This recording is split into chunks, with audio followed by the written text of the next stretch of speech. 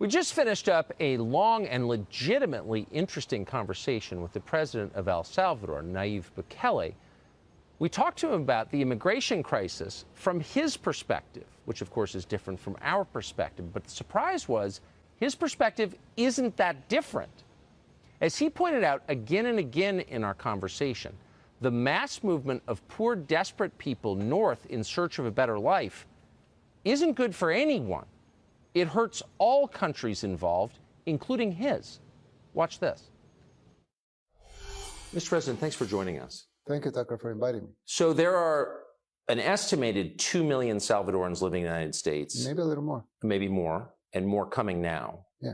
Why do you think so many people have moved from this country to the U.S.? Well, it's obvious. I mean, our country has failed to provide two basic things, which are the two main drivers of immigration, which is the lack of economic opportunity and the lack of security. Most people doesn't want to leave their country. Right. They like their culture, they like their food, they like their weather. I mean, it's their country. They have their family members here, their friends.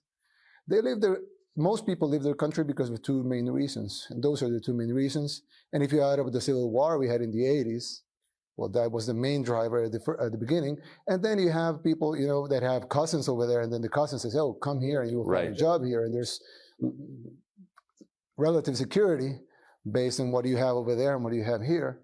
And so those are the main drivers of immigration. Our country has failed to provide security and economic opportunity, so people leave.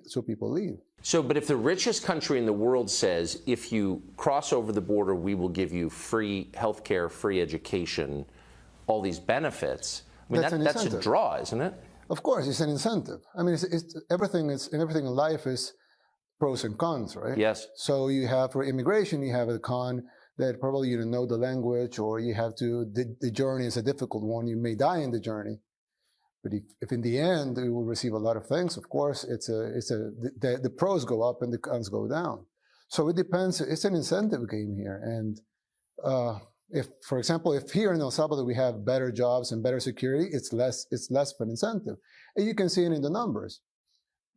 We haven't changed the country 180 degrees in 2 years. In 1 year and 9 months we have been in government, of course.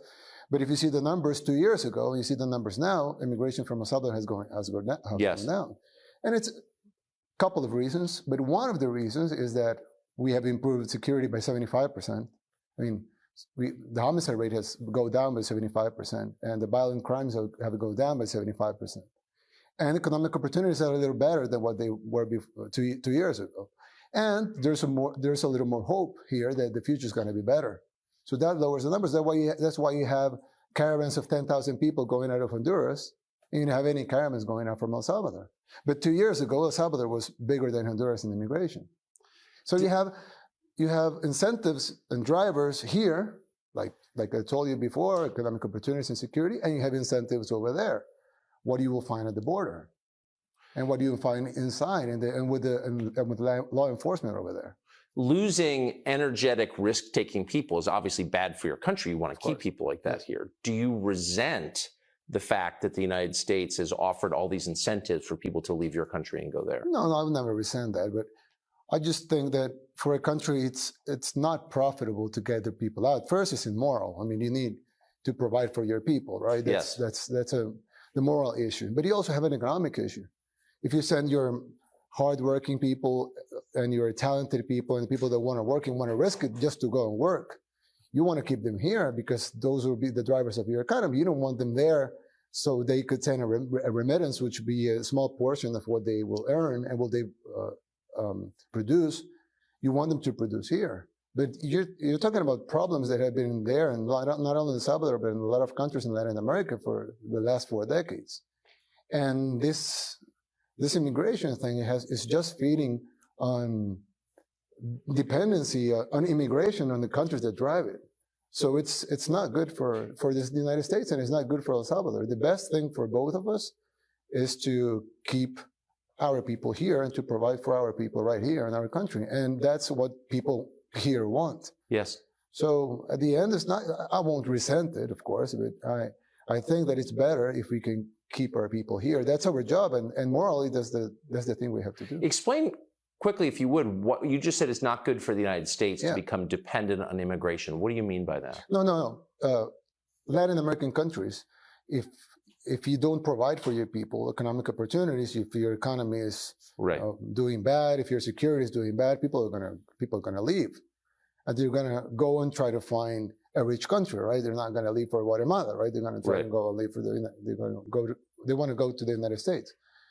So that makes these countries dependent on immigration, because what you become a net exporter of people. You're not exporting products or services. Yeah. You're exporting people.